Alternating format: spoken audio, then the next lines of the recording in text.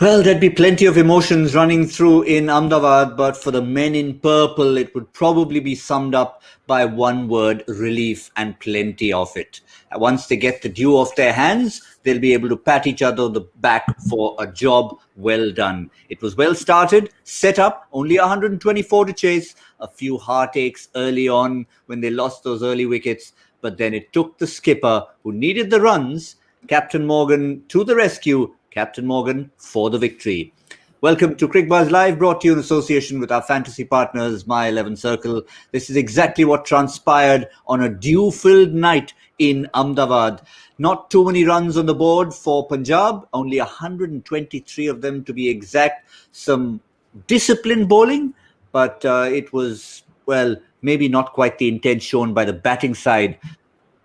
When it came to Kolkata's chase, Punjab really came to the party in the first 6 overs in the power play, took the wickets they would have wanted, but then Morgan, Russell, and later Dinesh Karthik finished the job off for 2 invaluable points. Here I am in the company of Joy Bhattacharjya and Pommie Mbangwa.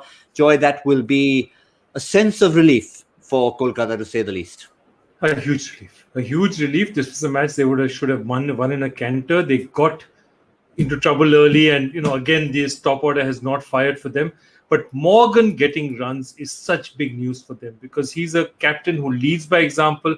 It was important that he got runs, and I dare say if you compare Shubman or Nitish Rana getting runs to Morgan getting runs, Kolkata would take Morgan getting runs and delivering for them today. I think it's a big win for them, and this opens up a lot of things.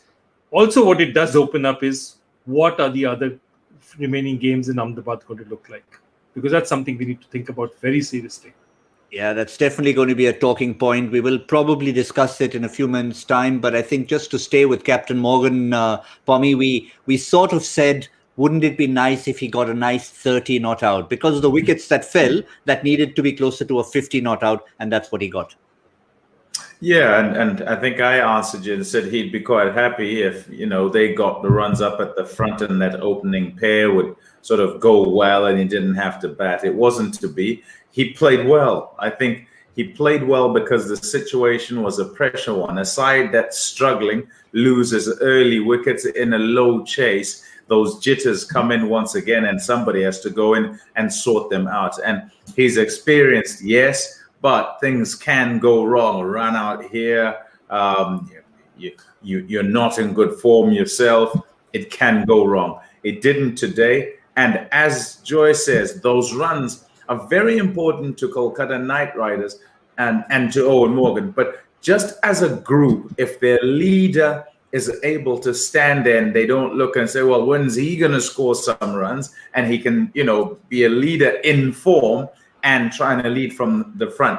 Then the words, not that they don't mean anything or they mean less when he hasn't got runs, but they mean so much more when he does have runs. They mean so much more when, your skipper's scoring runs and all the guys have to do is really just follow. So it's important that this lifts them off the bottom, but it also kick-starts their season and they can go on a bit of a roll. Yeah, a few matches ago, Joy, we were perhaps being a little unkind, little harsh, I think is the right word. But it was really warranted to have a discussion because Morgan is the captain. If he's not delivering, he's also taking up one of those 4 overseas slots. So it's another box that he ticks there saying, listen, my place in the team is assured, no matter how class a player he might be. It's important. It's important to get runs. And, there are many captains who can go 3, 4, 5 innings without getting runs. But at some point in time, even the most self-assured captain has that doubt in his mind. And I've seen a lot of Indian captains like that. When they're batting, when they are in form, they're better leaders because that's one pressure that's off their mind. And that's literally what it is. One pressure off your mind. If you can put away your business of personal form and say, that's not a worry any longer, that's more mind space for your captain. And what you really need your captain is to have the maximum mind space just thinking about the team. Yeah, and also let's and how often do you hear captains and former captains and current captains saying they've got to separate, the player, the batsman, and the captain. The two jobs are different. And whilst that is true, it's easier to do the separating when you're doing well, because you park it when you're not batting and you go get on with the job of captaining the side out in the field. But when you're not batting well, you're not getting runs and performances have been poor, then there's no way it's not in your mind. Every time you turn up to the field, you're thinking, well, I need to be the one to do something. I need to be the one to sort of sort myself out. And they might even be and that time that's taken then kind of encroaches on the time that you'd be thinking solely on leading whilst out in the field, because there's a worry about form, about performance. I think a perfect example of what Pommie just said, Joy, would be Virat Kohli. I mean, early on in the piece, he wasn't quite the Virat Kohli that we've come to expect first 3 or 4 games, but it didn't really matter, at least to him, because the important part of the team winning was being taken care of, and you knew that when the form would come, it came, and it has come. Exactly. And just taking Virat Kohli as an example, and today KL Rahul. KL Rahul looks like a man, we've been talking about it for a few days now, who's weighed down by captaincy right now. For whatever it's worth, you can see the burden of the captaincy on his face, on his body language, on whatever it is. And that is something that happens. It's very natural. You know, you're 26, 27 years old, your team is struggling, you're trying to get early runs, it's not happening. Now you feel that you need to force the pace. There's so much happening with you. And what is T20 all about? You know, any coach will tell you T20 is about having as free a mind as possible, being able to approach the game as openly as possible, because that's what T20 cricket is about. It's about being able to be free with your strokes, play a game the way it needs to be played. The more you burden yourself, T20 is not the format to carry a lot in your head with. And you can see that with Rahul. I hope this is a passing phase, because he's a great cricketer. He's a terrific cricketer. And I want to see that free-stroking Rahul again. I haven't seen him for a while. Yeah, I think it's a very good point Joy brings up, because that's a problem he doesn't have when he plays for Team India. He can just be himself. But with this added responsibility, Pommie, is there a case of at some point Punjab rethinking this if this continues? I don't know. I mean, it's not something that you'd rule out. I think the first thing you'd then say is, where do you go? Who do you go to?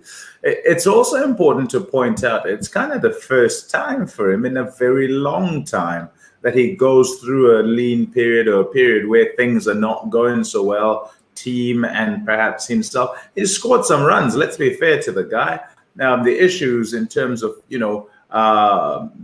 what's happening with him, I think the issue was strike rate at some point. But in terms of putting a score on the board, he's put some scores on there. The issue is it's the team that keeps losing. So can he separate? Again, in the same way that we talk about skippers performing well and, being able to be of clear mind, when their teams are doing well, they're able to be of clear mind. If they were winning some and losing some, but if you get on a roll of losses, it's tough. It's very tough. I mean, they're class players, these guys, and the work that the coaches will be doing is just to reinstill the confidence that they should have in themselves, as tough as that may be. But yeah, this tournament puts people under pressure, a lot of it.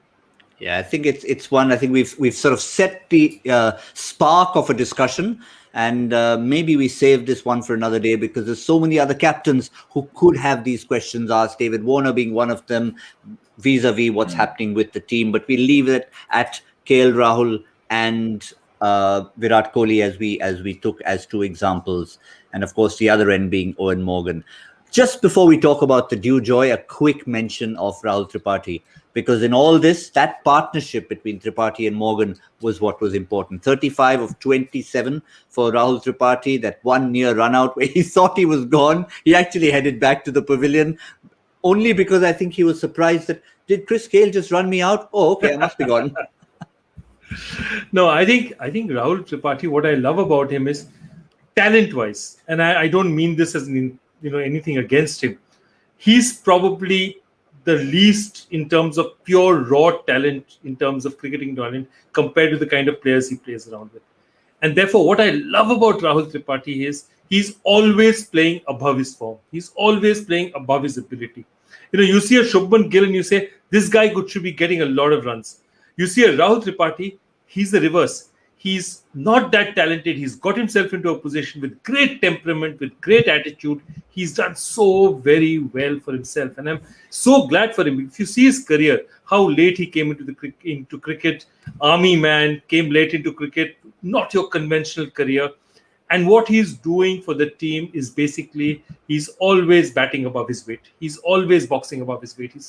That's a great sign for him. And what he did today as well, it was an important innings, because if Morgan had not got support, and you see Russell tends to be the way he plays a bit of hit and miss, they could have been in a lot of trouble had he not got runs for them today. Yeah, and Tripathi, I'm trying, as you're talking there, Joy, I was trying to think about,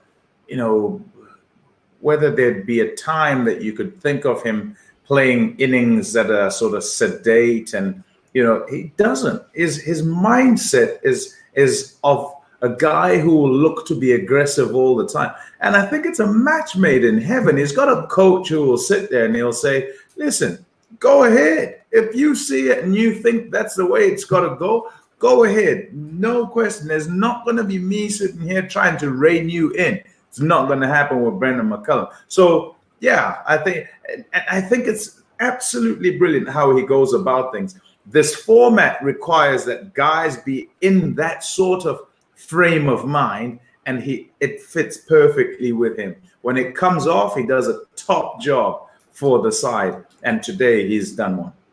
Yeah, when it comes to turning smaller numbers to bigger numbers, it helps Joy to be a mathematics graduate, because that's what he is. Let's remind all of you out there, he's not just a pretty face, he's a mathematics graduate, is Rahul Tripathi. Joy, something you'll appreciate. Absolutely. I spent a lot of time studying mathematics. I was supposed to go for a postgraduate. I half did a postgraduate before switching to computer science, but I was supposed to go abroad and I wanted to study set theory and topology. I think about it and I say, I am 30 years after that decision, sitting out here and discussing cricket instead. So I'll take that any day of the week. and we'll take it, Joy. We'll take it, Joy. Academia's loss has been our gain. But try and put that into perspective when it comes to a little bit of science, a little bit of physics. Boiling points? No, is it freezing points? And then what makes dew form, Joy? Come on. Yeah, it's basically condensation. And what's happening out here is a bit scary, because the kind of condensation that's happened, dew is also a product of how fast it condenses. Because what's happening is water vapor in the air, it's getting cold, and the water vapor basically turns into water, which comes on the ground, which is supposed to happen. But really, in a lot of places, most places, you'll get dew later and later at night. When it happens very quickly, that means that from the heat, the heat is being sent back, it's suddenly getting cold, and the dew is forming very early. This kind of dew in Ahmedabad is scary, because what it's telling you is that if this kind of dew we start getting over the next few matches, then what will happen is the Ahmedabad schedule might become a bit of a lottery. And that's not something teams want. Now, is there something you can almost prepare now that you're prepared for it? We've watched the game, we've analysed it, but the likes of Virat Kohli and company, is Bangalore playing Delhi in 24 hours' time. What will they be thinking right now, Pommie? Win the toss. That's what they'll be thinking. That's exactly what they'll be thinking. I'm telling you, that it's true. I mean, I know I say that and you go, but that's the first part. If you don't, doesn't mean you've lost the game. But Virat's not very good at that, by the way, Pommie. He's not used to it, he said, but when he wins it, he walks off and he expects the other guys won it. But yeah, I think that's the first part. I wonder, as I sit here, I wonder if seeing that game and seeing that much dew, there can be a change to say, listen, we can't carry on and go into the next one and the next one and the next one, and there's all this dew. Perhaps we do earlier games. 3:30 games rather than 7:30 games. It might be a case then where, Punjab sit and say, no, hold on. We've already played. You can't now decide that others should have it better. I don't know. But it's something to contend with. It's something to practice. All the bowlers are going to have to practice bowling with a ball that's rather wet. If the ball disappears out the ground when you get a new one, it's dry. Remember? Yeah, we've Do you talked remember about MSD saying that Yeah. strategy already. Yeah, but you don't want the ball to go out the ground, do you? Because then you're being smashed for sixes. But yeah, it is a concern. I think it's a big concern. It's something that the bowlers will have to practice. And even if they do practice, it is very difficult to bowl with a wet ball for faster bowlers and for spinners gripping it. If you're trying to bowl Yorkers and you're trying to go into the block hole, it can slip out right at the top, and that's when you start getting beamers and stuff like that. So yeah, it's tough. But all that said, they can't sit there and go, oh, feel sorry for ourselves. They've got to try and find a way to get the job done somehow. I think the job number one, Joy, now that we've learnt it, they'll have talked tonight and say, okay, let's assume we lose the toss. Let's start with point number one. The simple thing is 30 extra runs. So let us maybe even look at team selection in such a way, batting orders in such a way, and just our mindset to approach that we get 30 extra runs when we go into bat. Yeah, I think they'll have to, because there are quite a few games in Ahmedabad right now, and it's this due is. I mean, we've seen due before. It's not that we haven't seen due. Take a look at that. There's Punjab, Kolkata, which just happened. Then there's Delhi, Bangalore, Delhi, Kolkata. These are important matches because see, it really can change Delhi's schedule and it can change Kolkata's schedule. And if Kolkata wins a couple of more tosses, two more tosses, two more batting seconds, and there you are. Delhi loses a couple, things could change dramatically as well. So these are really big swing factors, because I'm not saying there isn't due in Chennai, but the due in Chennai or the due in Mumbai has been nothing compared to the due we saw out here today. This is serious amounts of due. I mean, the kind of due that you look at the spikes, the players playing, what spikes they're using, and wondering, do they go from half spikes? Do they change their spikes? It's literally like that. And I think I really I'm wondering what to do, because there's some bowlers who will find it really difficult to bowl under these conditions. And just to clarify for all of you out there, you saw that list that we had put up. The last game that was highlighted, the reason it was highlighted was it's the only dewless, hopefully, day game in Ahmedabad. So it all day, night, or night, all of them except for that last one, which is going to be a day game as part of the first half of a double header on that day. So that's the only relief that they'll have. But for all the other games, we do expect to be a bit of a lottery, or certainly a strategic game, shall we say, from the bat side that bats first. In terms of the points table, well, this is what it's done to Kolkata. It's catapulted them into 5th place, from number 8 to number 5. Dare we say a rather familiar position for them from time to time, but I won't be harsh here. 4 points, there it is, just behind Mumbai on net run rate. Hyderabad remain at the bottom. Punjab slip below Kolkata on net run rate. So we're going to have a bit of a scrap, a bit of a cluster in the middle there, Joy, but that's what makes for exciting cricket. I think the table is well set up. Right now, it's telling you the 4 favorites are the 4 people on top. And the question is, who can they displace in the top? And the funny thing is, right now, the team that is looking the most vulnerable is Mumbai. And Mumbai is a team you don't even talk about in these relations, but Mumbai is the team that's looking out there and saying, can we hold on? Because all the challenges are behind.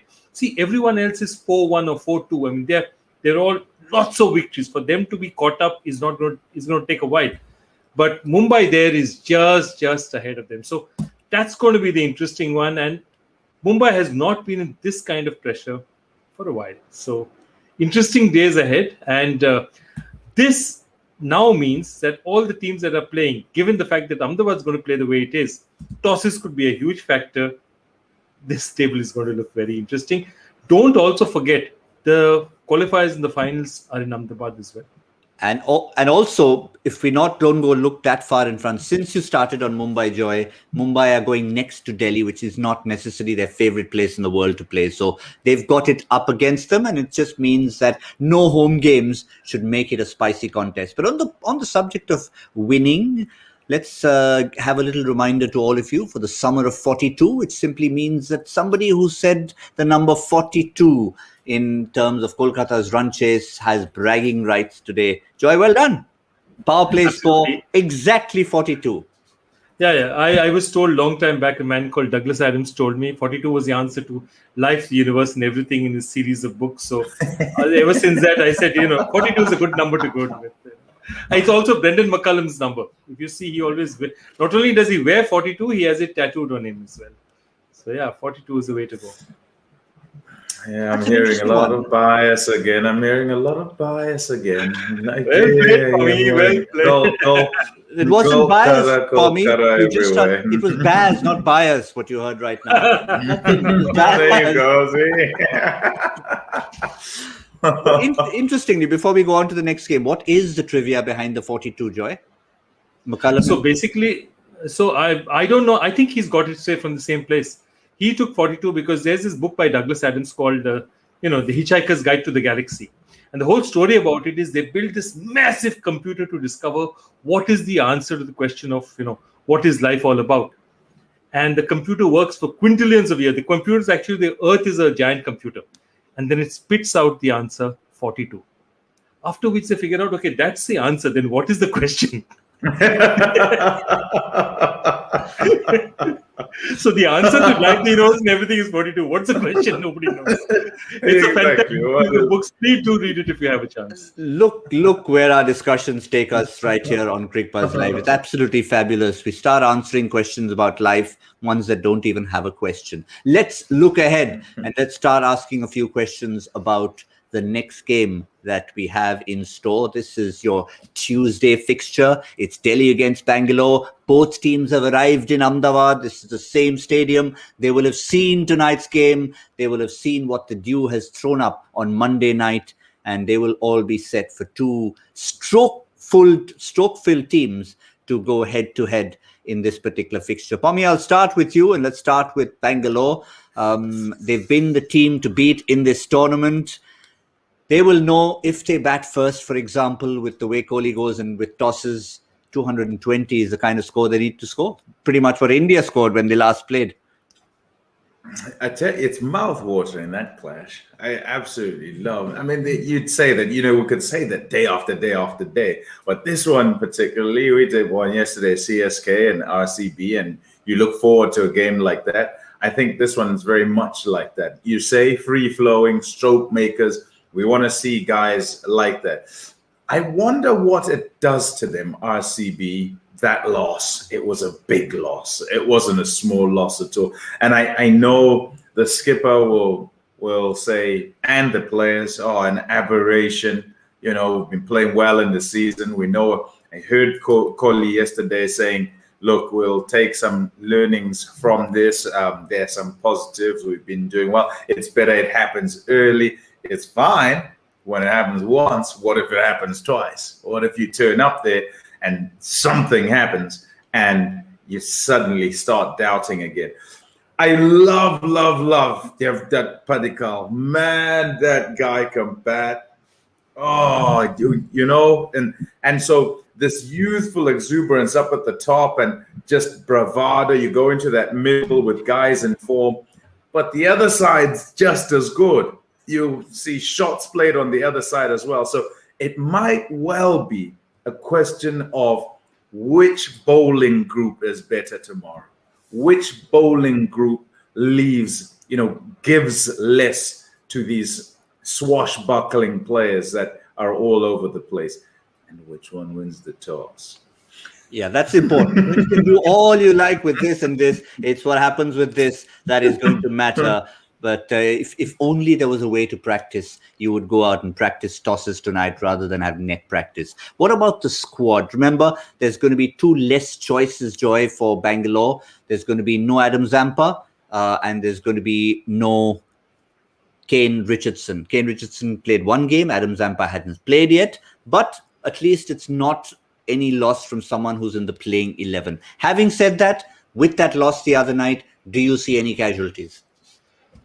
The problem is this is not the pitch to play too many spinners as well. So I don't see Shahbaz Ahmed making his way back. If Shahbaz Ahmed doesn't make his way back and Navdeep Saini plays, I really see the same 11 playing. Also, I think somewhere down the line, unless it's tactical, Virat would be very concerned about portraying consistency as something in selection, in the way the team plays, is something they do. And it's a very small ground. You bring Shahbaz on. Suppose it's due in the second half, you won't be able to bowl him. Due in the second half, spinner who tries to, give the ball a little bit of air, it's going to be difficult to land. So I really see no changes in the Bangalore team right now. And again, I'm just looking forward to, if Devdutt Padikkal bats first, his attitude will be that first 6 overs is going to be vital if you're batting first. Because if you're batting first, you're going to tell yourself, I have to get 70 odd in the power play, because this is going to be very difficult to defend in the back end. For me personally, I feel for someone like Finn Allen coming into this tournament for the first time and goes into a franchise like this with such explosive hitters, doesn't look like, unless there's an injury, he's going to get a chance to play. But what a talent he is. I've watched him 3 times. Each time you almost feel like taking cover, even if you're watching it on TV. Yeah, look, that's the plight of all overseas pros. I think you turn up, and if it's not a case of you're sitting on the side all the time and your side's going really well, it's a case of you're into the side and out of the side because of balance, because someone, you could have scenarios where someone else doesn't do well and it affects your place in the side because they've got to balance things. So I think you have to be strong in terms of your mind and kind of make peace with that before you turn up here, that you will get a go, you might not get a go, and if you get a go, you've just got to be ready. Well, let's move on to the other side, which is Delhi. They've just come off a heart-wrenching super over, which fell on the right side as far as they were concerned. Just that one loss to Rajasthan. Otherwise, it's been an excellent tournament for them. And after that super over, I mean, we talked about relief today for Kolkata because of the way things have happened. On the flight to Ahmedabad, they would have been talking a lot about that and how they got out of jail on that occasion, Joy. They would be talking about that. They would also land and they'd have a look at the pitch and they'd say, they'd have a look at the kind of dew there and say, what are they going to do? How are they going to prepare for it? And this is the problem. They don't have much time. They're coming in literally. They played the night before. They've traveled. They come in. There's not too much rest. So I think for them, stability is a big thing. But I also think that the busiest person in that Delhi camp will be the physiotherapist, because there are going to be so many niggles, so much happening out there. They've got to get everyone fit out there. They've also lost Ashwin. Ashwin's not going to be there. But I think right now what you have is a natural guy who's going to walk in. Lalit Yadav has been playing. He's been in form. He was, unlucky to miss out because Akshar Patel is a brilliant cricketer. So I think Lalit Yadav walks in straight for the Ashwin. Not much changing beyond that. Do they look at replacing Avesh Khan? I don't think so. I think he's the kind of bowler who's giving them wickets. He's bowling with heart. I only see a Lalit for Ashwin is their only change. Quick one for you, Pommie. Obviously, everybody else pretty much selects themselves in terms of merit, but we're all talking about Nokia. Now, is it the kind of place? Is he the kind of person that with that wet ball?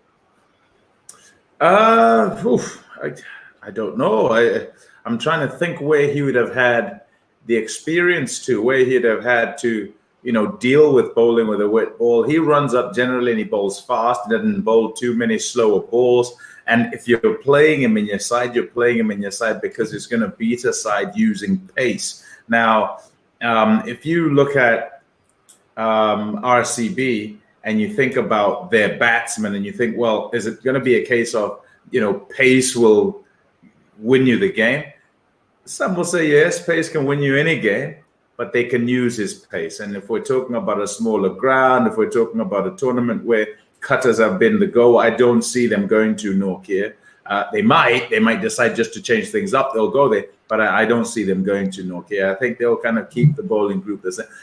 It might well be somewhere along the line.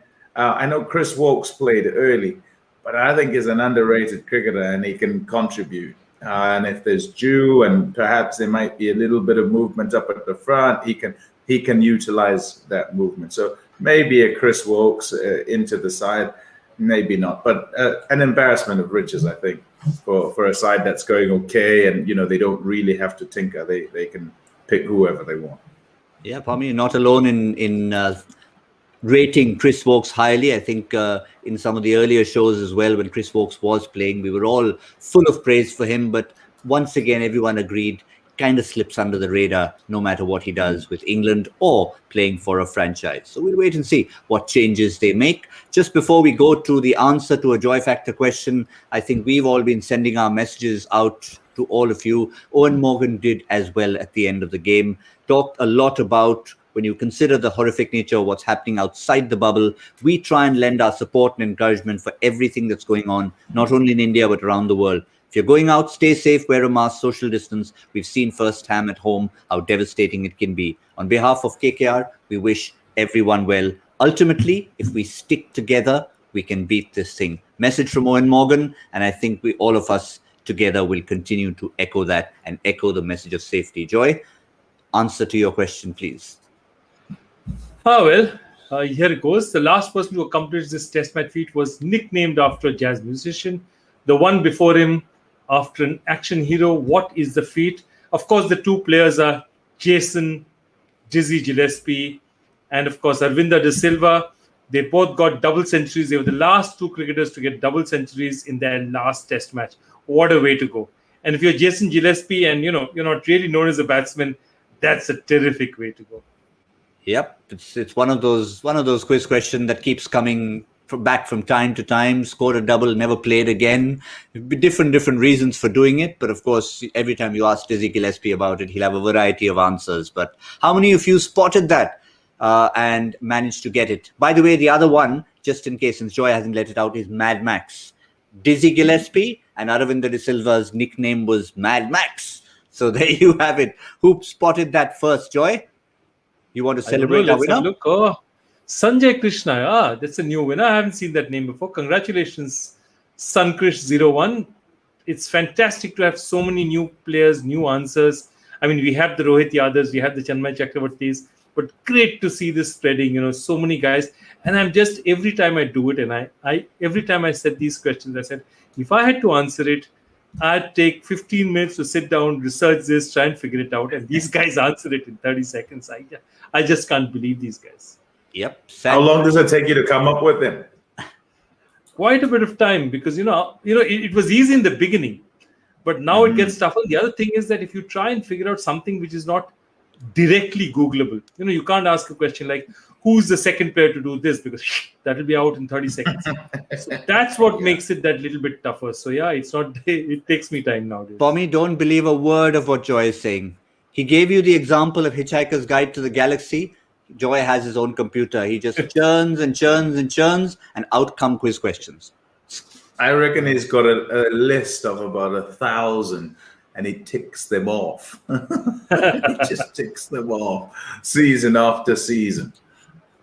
No, I trust me. Newer ones keep coming out. But we don't quite have a quiz section there yet, but we do have plenty of extra information. Just like how our discussion today went towards, books and the Hitchhiker's Guide to the Galaxy. You never know what you'll find when you get onto Cricbuzz Plus, because it's cricket and more. Interviews and articles, lots and lots of value additions. You need to subscribe and get there. We're all there. Come and join us. We'll, of course, continue to be there as far as this coverage is concerned. It's going to be the Tuesday night clash between Delhi and Bangalore. 3 of us will be there. We'll see you bright and early tomorrow evening. On behalf of Pommie, Joy, and myself, it's good night from Cricbuzz Live, brought to you in association with our fantasy partner, My 11 Circle.